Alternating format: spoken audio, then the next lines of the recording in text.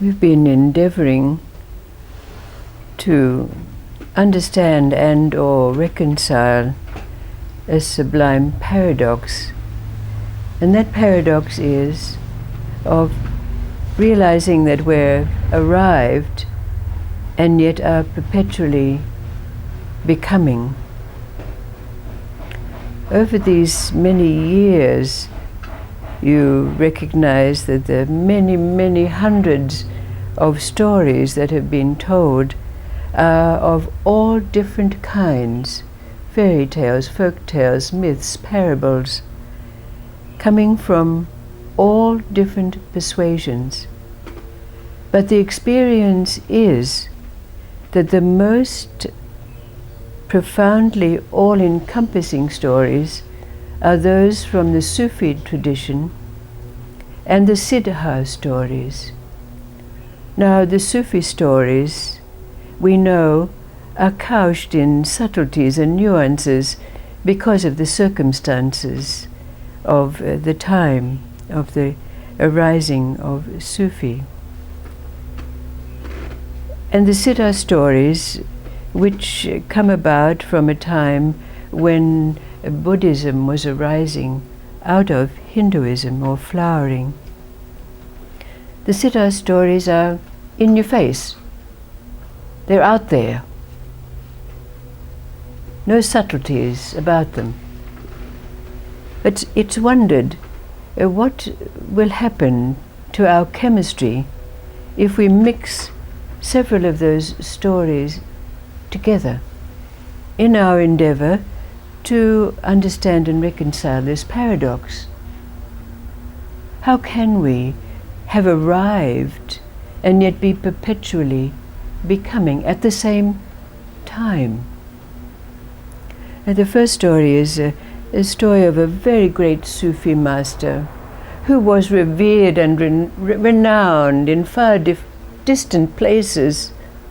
But this Sufi master did not teach. He did not have a school. And he very rarely spoke of spiritual things. And yet he was invited by kings to their palaces because they knew his very presence would ensure the success of their reign. He had many, many, many followers. But there was a certain scholar, a certain pundit, who was teaching, a professor in a certain very famous university of the time, who had heard of this great Sufi master and decided that he would invite him to debate with him on spiritual matters, because this Sufi was renowned for not being spiritual and telling spiritual stories. So it was believed by this scholar that he didn't know anything about spirituality. So the meeting was set up, and the Sufi master traveled to the city in which the scholar resided. And there was a great crowd of people who gathered around, many of the Sufi's followers and also many of the professor's students. Now, because the invitation was extended by the scholar, he was the first to speak.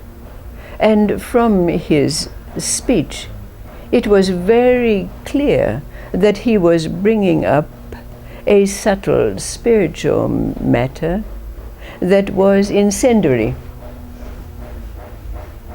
So the Sufi master listened carefully to what the scholar was saying, but when he completed his speech, instead of initiating a response, the Sufi master merely turned around and pointed his finger at the scholar, rendering him speechless and like stone.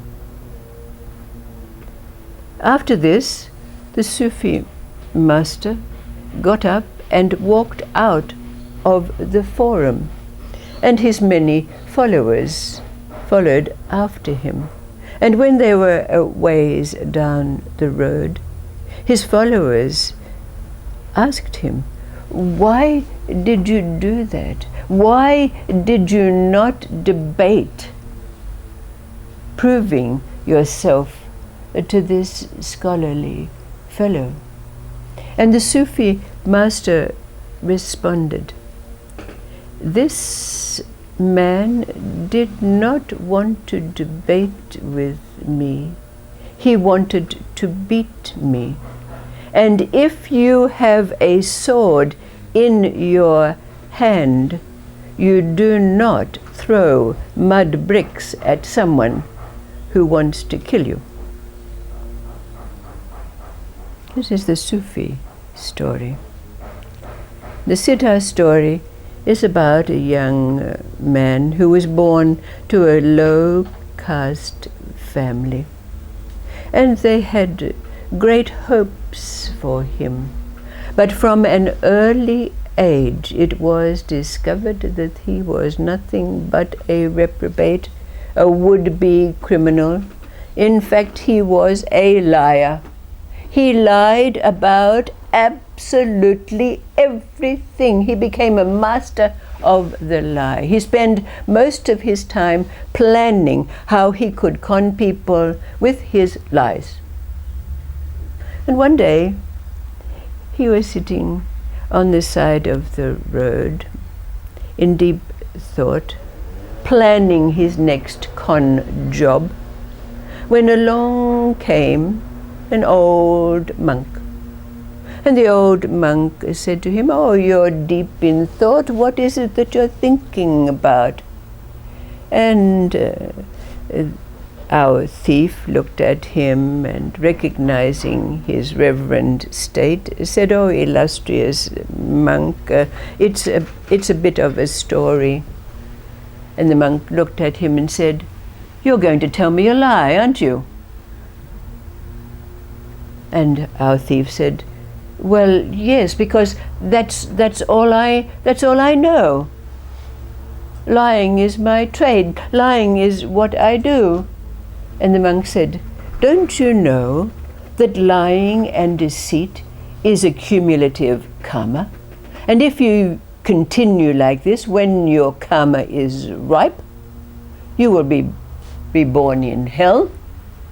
Well, our thief got a great shock at this, because he thought he knew a little bit about karma, but he never thought about lying as being of such. And the monk said, "And besides that, don't you know that it makes your breath foul, and the things that come out of your mouth rendered totally worthless?" And our thief began to weep. He said, "Well, but what can I do about this? This is all I know."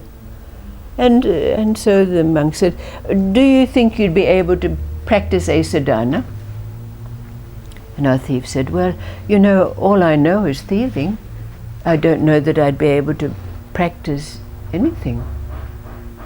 And the monk said, "Well, in fact, there is a sadhana, particularly like people such as yourself, because you're not alone in being a liar." He said, "It's the sadhana of using water to remove water from your ear." So the thief said, well, tell me what it is that I have to do."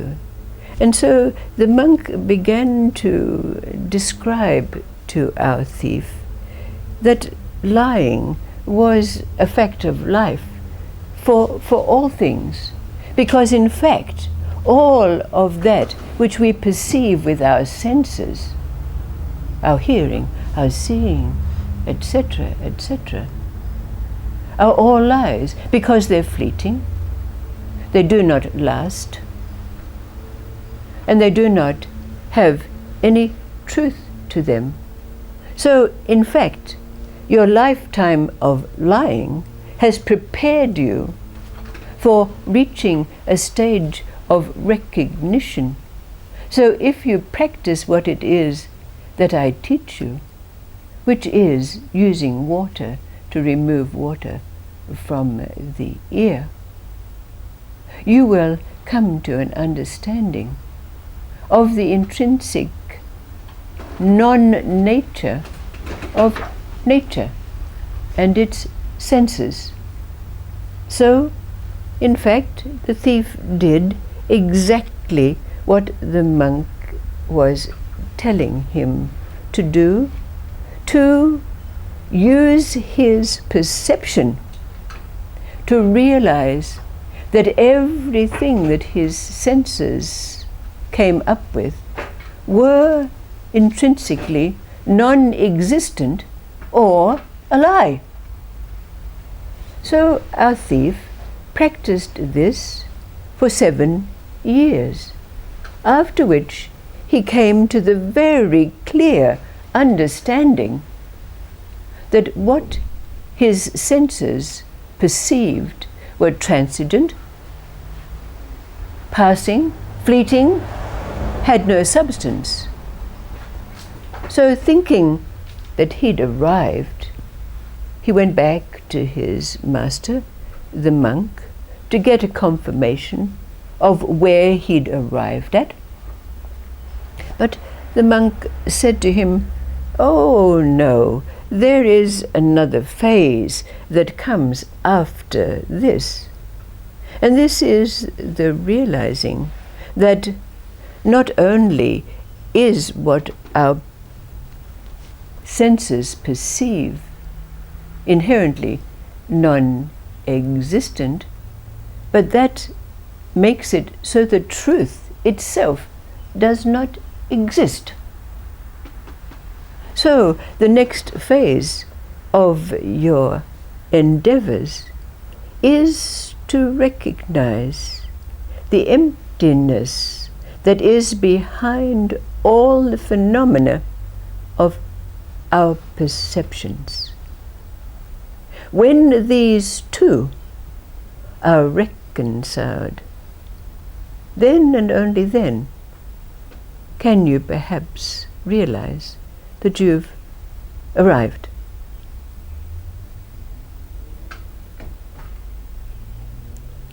So we have this Sufi story, which clearly indicates that this Sufi master had arrived. And this Siddha story, where do they meet, these two?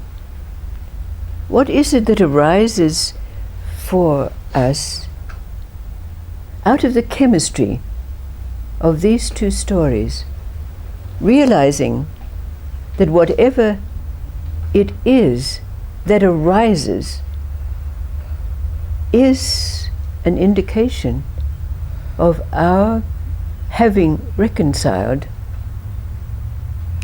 and acceptance that we've arrived and yet are perpetually becoming. What is it that arises for us out of the chemistry? Not the content so much, but the chemistry of a Sufi story and a Siddha story. Both profoundly all-encompassing. One subtle and nuanced, and the other in your face out there, stating it. All of life is an illusion.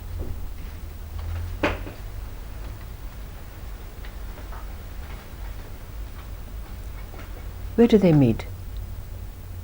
Like having arrived and perpetually becoming. Where do they meet, these two stories?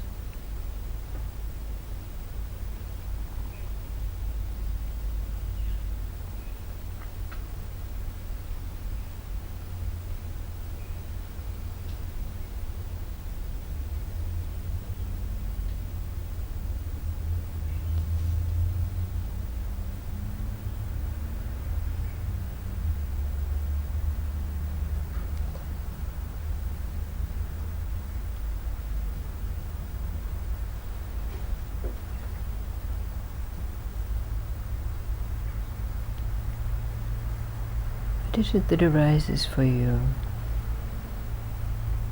from the chemistry of these two stories?